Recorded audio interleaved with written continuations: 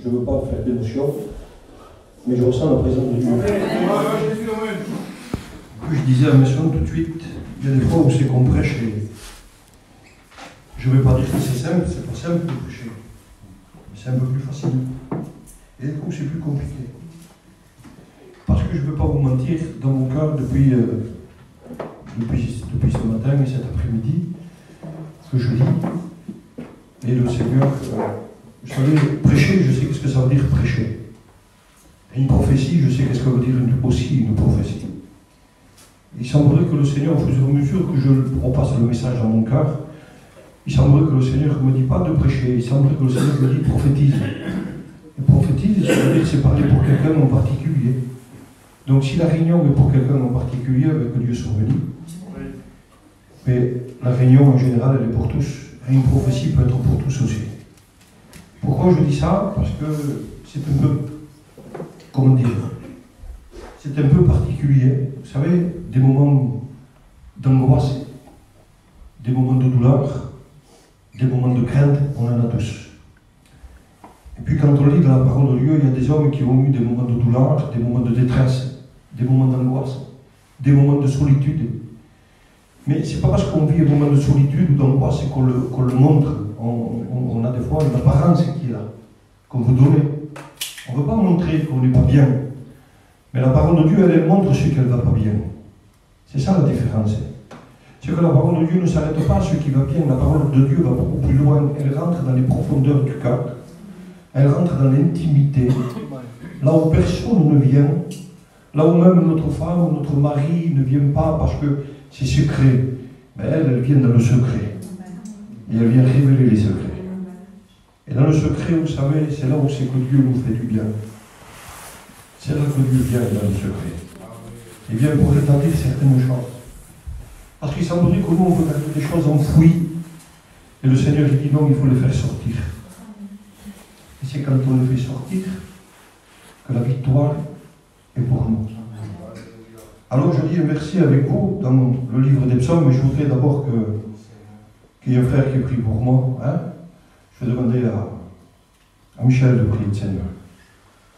Je louer ton nom, Père. Seigneur, cette réunion, tu la connaissais d'avance parce que tu es le grand Dieu tout-puissant, Père. Seigneur, après, tu l'as choisi, Seigneur, tu le savais d'avance, Père éternel. Le message qui va annoncer à chacun d'entre nous, Seigneur Dieu. Les cœurs qui s'y trouvent, Seigneur, tu les connais, Seigneur, parce que c'est tes enfants. Seigneur, tout a été créé par toi, Seigneur Dieu. Seigneur, même ceux qui ne t'appartiennent pas, qui sont là, Seigneur, c'est pour te chercher, pour recevoir un mot de toi, Seigneur Dieu, pour montrer que tu es vivant, Seigneur Dieu. Seigneur, tu connais leurs prières cachées, Seigneur. Tu connais chacun de nous, Seigneur Dieu. Alors je te demande maintenant, Seigneur, tu agis pleinement. Seigneur Dieu, attire les cœurs à toi, Seigneur, et puis relève celui qui est, Seigneur, découragé. Seigneur, à toi la gloire, Père. Amen. Amen. Je fais la lecture avec vous, je ne vous tiendrai pas longtemps. C'est dans le livre des psaumes, chapitre 69, et au verset 18, on va lire. Il dit, et ne cache pas ton visage à ton serviteur. Je suis dans la détresse. Réponds-moi vite. Ça me dit qu'il y a, vous savez, vraiment un besoin. Réponds-moi vite. Approche-toi de moi. Rachète-moi. Libère-moi. À cause de mes ennemis. Tu sais qui m'insultent, qui me déshonorent, qui me couvrent de honte. Tous mes adversaires sont devant toi. L'insulte me brise le cœur et je suis anéanti. J'attends de la pitié, mais il n'y en a pas. De la consolation, et je n'en trouve aucune. Et quand je lisais ce verset-là, il semblerait que c'est un homme qui a le cœur abattu. Je ne sais pas ce que vous en pensez, mais il semblerait que c'est un homme qui crie à Dieu avec un désespoir, avec un vrai besoin, avec un besoin, vous savez, d'un rachat, d'une solution. Vous savez, quand on rachetait quelqu'un, c'était qu'on voulait le sortir de l'esclavage. On voulait le sortir de là où il était, de la misère dans laquelle il se trouvait. Et lui, il est en train de dire, rachète-moi, sors-moi de là, je crie vers toi. Alors je lisais ce verset-là, et puis je me disais dans mon cœur, mais Seigneur, c'est une âme qui est abattue, c'est un cœur qui est brisé. Il le dit, il dit, mon cœur est brisé. Mon cœur est brisé. Et quand je disais dans l'évangile de Jean, au chapitre 5, J'ai toujours lu ce message, vous savez, j'ai toujours prêché ce message pour la guérison, pour le miracle. Mais là, le Seigneur me le montrait différemment. Le Seigneur ne me montrait pas le besoin physique de l'infirmité. Quand on regarde à la piscine de Bethsaïda et qu'on lit dans l'évangile de Jean, au chapitre 5, au verset 2, on s'aperçoit que, ah ben voilà, c'était la fête, le Seigneur passe par là. Mais il n'y a pas d'hasard avec Dieu, et vous le savez très bien comme moi. Il n'y a pas d'hasard que ce soir, que tu sois à la réunion. Il n'y a pas d'hasard. Parce que Dieu veut parler à ton corps plus profond. Il veut descendre dans la profondeur. Mais je bénis Dieu parce que le Dieu que nous avons, vous savez, c'est un Dieu qui s'approche. Et dans notre somme, il dit approche-toi de moi. Il semblerait qu'il y ait un besoin, une infirmité, une incapacité de se déplacer. Il y a un besoin de ce Dieu vrai, véritable, qui vienne lui s'approcher.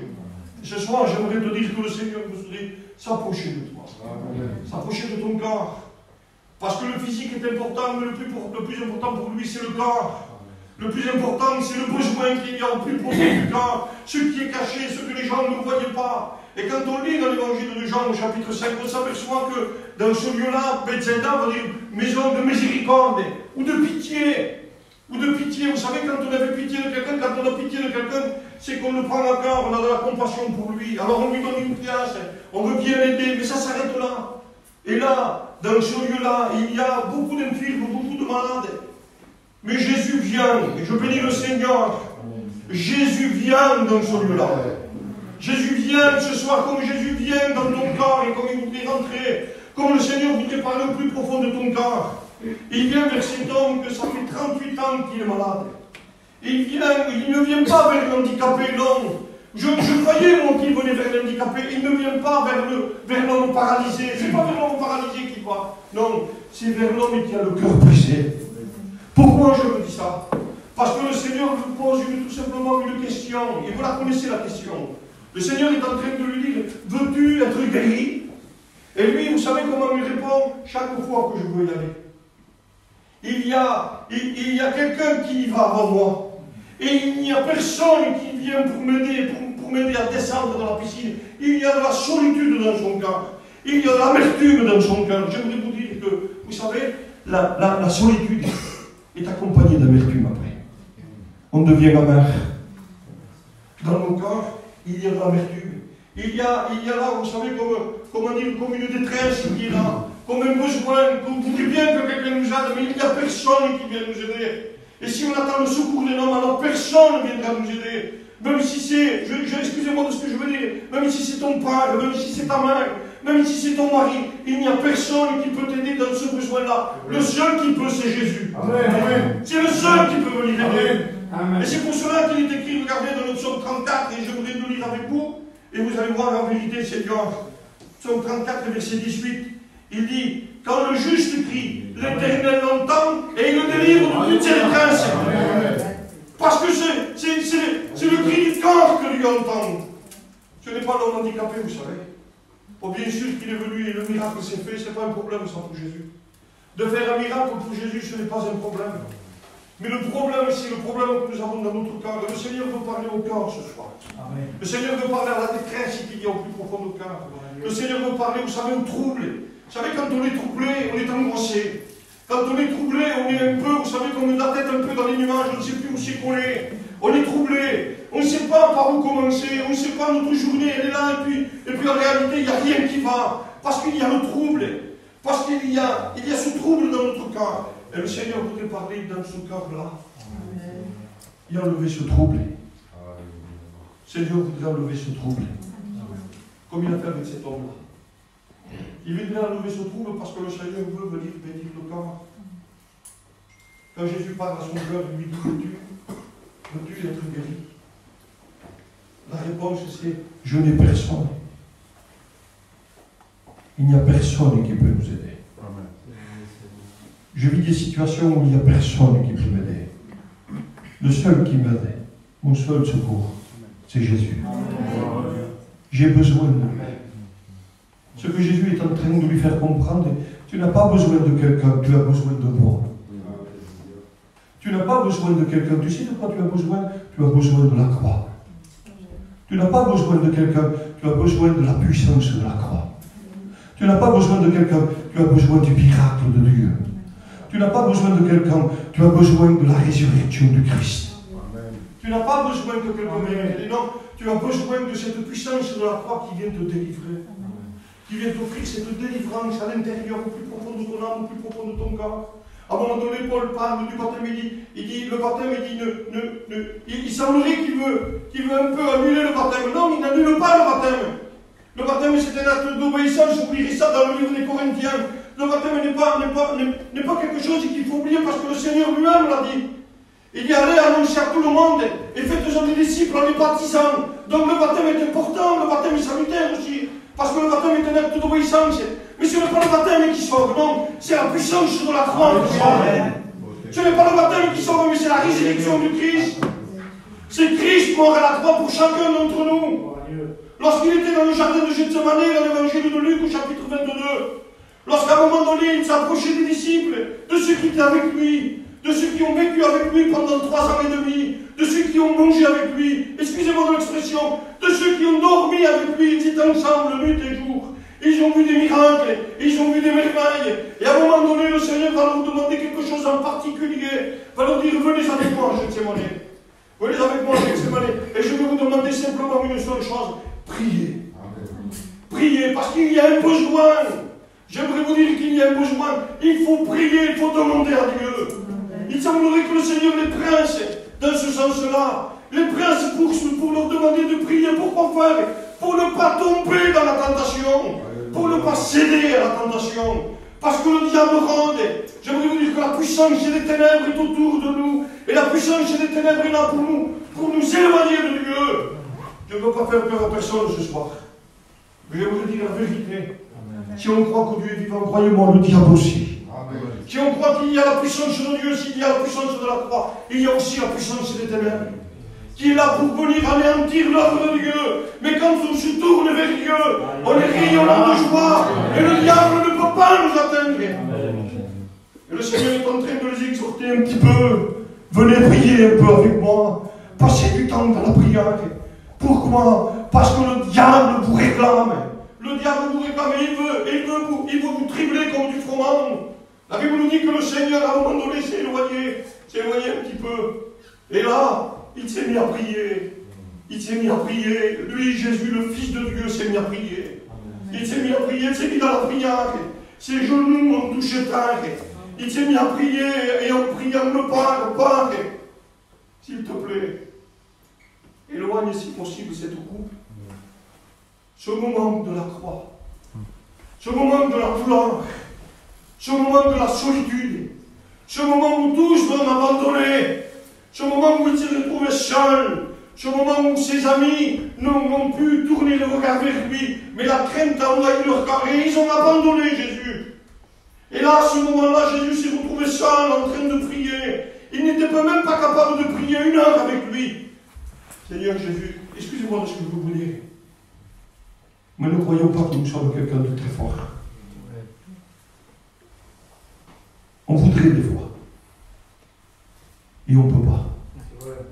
On n'y arrive pas. Heureusement qu'on a Jésus. Heureusement que Jésus est là. La Bible dit que Jésus, à un moment donné, lorsqu'il a prié, quand vous lisez dans l'évangile de Luc au chapitre 22, la Bible dit qu'un ange lui est apparu. Je disais ça tout à l'heure à un frère. Il semblerait qu'il y a eu une apparition, l'ange est apparu. Je veux vous dire que l'ange n'a pas apparu, parce qu'en grec, ça ne veut pas dire apparu, ça veut dire qu'il était déjà là. L'ange était déjà à Gethsemane. L'ange était déjà préparé, l'ange attendait déjà à ce moment-là, parce qu'il y a des moments. J'aimerais vous dire qu'il y a des moments comme ce soir, la réunion, il y a un moment pour toi. Amen. Il y a un moment pour toi d'exhortation où c'est que le Seigneur voudrait te montrer que tu as besoin de t'approcher de Dieu. Et il y a un moment pour toi ici, là, en ce moment où c'est que le Seigneur voudrait te dire qu'il veut descendre au plus profond de ton cœur, dans le trouble, et venir y créer tout simplement de la joie, de la lumière, venir éclairer tes besoins. Croyez-moi, cet homme de la piscine de Bethsaïda, il s'est aperçu d'un fait. Vous savez lequel? C'est qu'il ne pouvait pas compter sur personne, mais il peut compter sur Dieu. Amen. Tu ne peux pas compter sur personne, mais laisse-moi te dire, mon ami, que tu peux compter sur Dieu. Ne compte pas sur un pasteur, ne compte pas sur moi, ne compte pas sur ta finance, Ne compte pas sur tes amis, mais appuie-toi sur Dieu. Le seul qui peut, c'est Dieu. Le seul qui peut, c'est Dieu. Et sans Dieu, on ne peut pas s'en sortir. Et à ce moment-là, Jésus s'est mis à prier à Gethsémani. Quand il s'est mis à prier, la Bible nous dit que tellement que c'était intense, tellement que c'était fort, tellement que les ténèbres étaient là, tellement qu'il y avait de l'angoisse qui était là, l'angoisse de la douleur, l'angoisse de la croix. Il semblerait que là, à ce moment-là, oui, la puissance des ténèbres, il est écrit comme cela dans le texte, la puissance des ténèbres, c'est-à-dire que le diable et tous ses démons étaient à Gethsémani à ce moment-là. C'est particulier ce que je vous dis, mais pourtant c'est vrai. À ce moment-là, il y avait le diable et tous ses démons à Gethsémani, parce que la Bible nous dit que la puissance et les ténèbres se sont manifestées. C'est-à-dire que le mal était là et oppressait Jésus. Il semblerait qu'il poussait Jésus à mourir sur la croix. Et Jésus, lui, connaissait la douleur, connaissait la souffrance, et il savait ce qu'il allait subir. Et ça va vous dire qu'il n'y a aucun de nous qui veut passer par la souffrance. Pour le premier. Je ne veux pas subir la souffrance. Je veux que le bien. Mais la vie ne fait pas de cadeaux. La vie ne fait pas que du bien. C'est pour cela que nous avons besoin de Jésus. Amen. C'est pour cela que nous avons besoin de Jésus. Il a connu la souffrance. Il a connu la solitude. Il se retrouvait là en train de prier tellement que c'était fort. La Bible nous dit que sa sueur, c'était des grumeaux de sang qui coulaient. Son cœur était pris à la cheville. C'était une prière qui était tellement intense. Il voyait la souffrance devant lui, ce qu'il allait subir. Ça ne vous est pas arrivé à vous? Ou c'est que vous vivez une angoisse, ou c'est que vous vivez tellement une angoisse et que vous n'arrivez pas à comprendre, il y a une incompréhension, on perd pied. On perd pied, on n'a plus de repas. On n'arrive plus, on n'a plus de repas. Ça semblerait qu'on n'a plus de force. Ça semblerait qu'on n'y arrive plus. Pourquoi? Parce qu'on manque de cette communion avec Dieu. Parce que le diable voudrait nous éloigner, parce que le diable veut nous faire vivre ce moment-là, ce moment de douleur, d'angoisse, de solitude, pour venir troubler notre corps. C'est pour cela qu'il est écrit dans l'évangile de Matthieu, au chapitre 14, il dit que ton cœur ne se trouble pas. Mais crois en Dieu. Amen. Crois en Dieu. Amen. C'est en Dieu que Dieu vous aime. Il dit croyez en Dieu et croyez en moi. Il dit si cela ne serait pas, je ne vous l'aurais pas dit. Mais dans la maison de mon Père, Alléluia. il y a plusieurs demeures. Je veux que là où je suis, vous y soyez aussi. Amen. Croyez-moi, quelle joie dans mon cœur de savoir que Dieu a préparé une place pour chacun d'entre nous. Peut-être on te dit, je ne suis pas chrétien, j'aimerais te dire que le Seigneur connaît l'avenir. Il sait qu'après cette réunion, tu es capable de donner ton cœur à Dieu. Et Dieu, ta place, l'a déjà préparée. Ça veut dire que le Seigneur t'a devancé. Comment, Seigneur? Oui, ta place est déjà prête. Mais moi, je n'étais pas prêt à venir. Mais moi, je savais que tu pouvais venir. Parce qu'il connaît l'avenir. Il sait tout. À ce moment-là, cette souffrance et cette solitude, quand il est revenu vers les siens, vers ses disciples qui étaient là, vous savez comment il les a retrouvés? Endormis. Il les a réveillés en leur disant, vous n'avez pas pu veiller 1 heure avec moi. Et il y a un avertissement qui se fait. Et l'avertissement en disant, mais tout simplement, vous n'avez pas pu veiller, mais le diable vous a réclamé. Il y a des situations auxquelles on ne pense pas. Il y a des situations auxquelles on ne pense pas. On pense que tout est rose. Excusez-moi de ce que je veux dire, mais ce n'est pas les bisounours ici. C'est la Bible. C'est la révélation de la parole de Dieu. Et la parole de Dieu vient nous révéler notre vrai besoin. Le besoin le plus intime. Le besoin le plus profond. Le besoin que nous avons de Dieu. Les souffrances de Dieu. Vous savez ce que le Seigneur veut dire à mon esprit? Prêche rien d'autre. Dis-leur que la croix. Voilà de quoi on a besoin. De la croix. On n'a besoin de rien d'autre. Mais que la croix. Quand ils l'ont amené, là j'ai l'évangile de Matthieu, et qu'ils l'ont amené au prétoire. Excusez-moi de ce que je veux dire, ils l'ont revêtu. Ils lui ont donné un manteau de pourpre. Ils se sont moqués de lui. Il y en a qui le giflaient. Il y en a qui lui crachaient au visage. Il lui ont mis une couronne et puis avec un roseau, il lui frappait sur la tête pour que les épines rentrent. Comme sceptre, comme bâton de royauté, ils lui ont donné un roseau dans sa main. Ils se sont moqués de lui.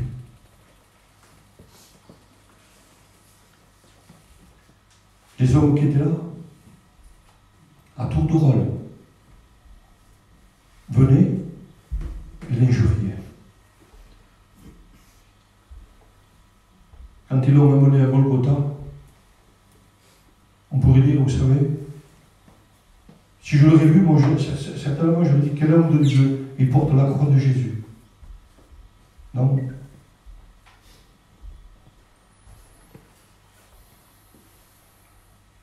Il ne portait pas la croix. Il était obligé de la porter. C'est difficile quand on est obligé.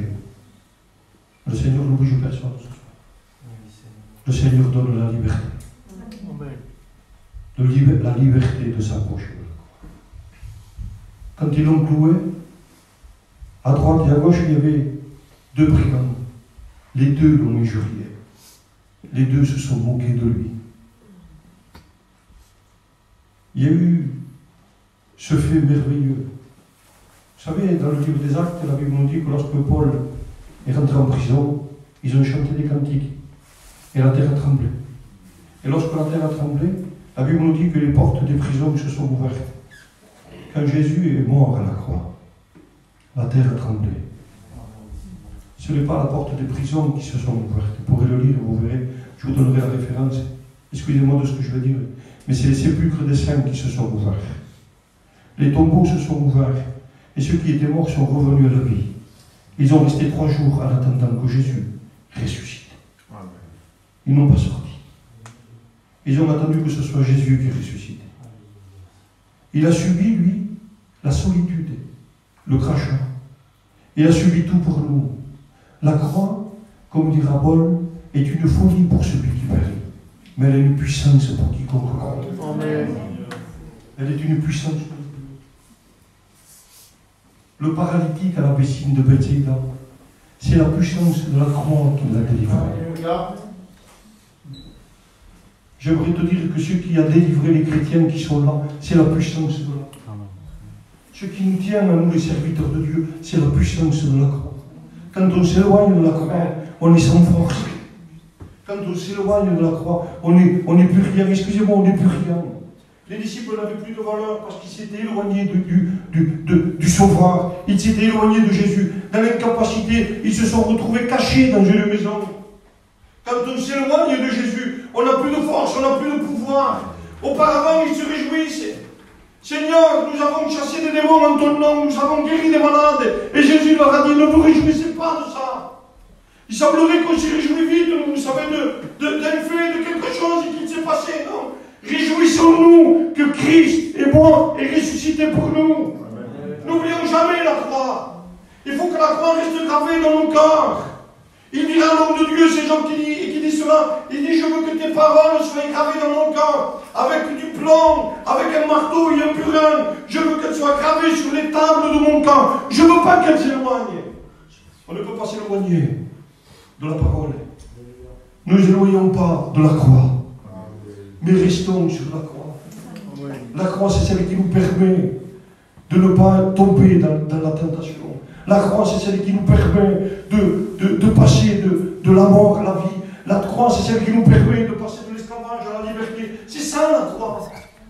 Et ça voudrait qu'aujourd'hui, on a besoin de notre message. Ça voudrait qu'aujourd'hui, on a besoin de quelque chose qui vienne nous épater. Mais laissez-moi te dire que le message qui te sauve, c'est pas ni le grec ni le latin. Non, ce qui te sauve, c'est la croix. Et sans la croix, tu ne peux pas t'en sortir. Tu as besoin de la croix. Je voudrais qu'on coupe les fronts. Amen.